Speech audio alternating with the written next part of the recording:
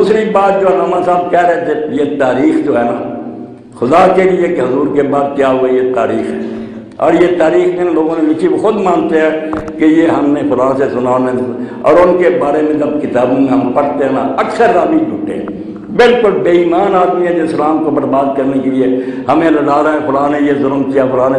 یہ مجلس چونکہ علم کی ہے، اور میں بڑھاپے میں چاہتا ہوں کہ اتمام حجت ہو جائے، مشرق مغرب میں میری باتیں جا رہی ہیں، امریکہ سے لے کر آسٹریلیا تک سن رہے ہیں لوگ، یہ بات جانی چاہیے کہ یہ جو ظلم ہے نا، ان کے بارے میں پہلے صحیح سمجھ سے ثابت کریں۔ میں علماء کی ذمہ داری سمجھوں گا کہ آپ کے سر پر قرآن ہے اور اللہ گواہ، پہلے ثابت کرو کہ یہ ظلم ہوئے ہیں، اس کی کوئی مستند بات ہے۔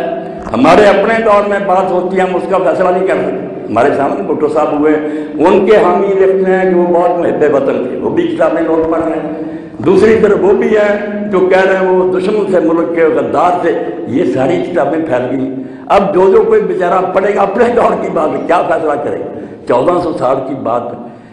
ہر طرح کے لوگ داخل ہو گئے مسلمانوں کو لڑانے کے لیے۔ اس لیے یہ متائن مظالم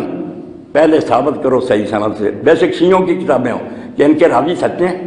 اور اگر تمہارے علماء کہیں کہ جھوٹے ہیں تو کیوں ان کی بنا پر خلیفوں کو برا کہتے ہو، اور وہ کیوں حضرت علی اور حسین کو بدنام کرتے ہیں کہ وہ باغی تھے؟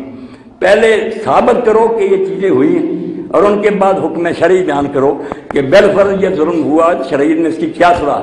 کافر ہو گئے کہ ان پر لعنت کی جائے۔ اس لیے اتحاد کی بات اگر کرنی ہے تو دیانتداری سے کرو، قرآن کو سچا مانو، تاریخ کو کھنگالو، اور اس میں سے جو ہے نا غلط باتیں چھانٹ کر پھینکو۔ بے شک کتنی ناراضگیوں نے کہ ہم تو صدیوں سے ہی سنتے ہیں، کوئی فائدہ نہیں، صدیوں سے سننے سے بات سچی نہیں ہو جاتی، پہلے اس کی تحقیق کرو۔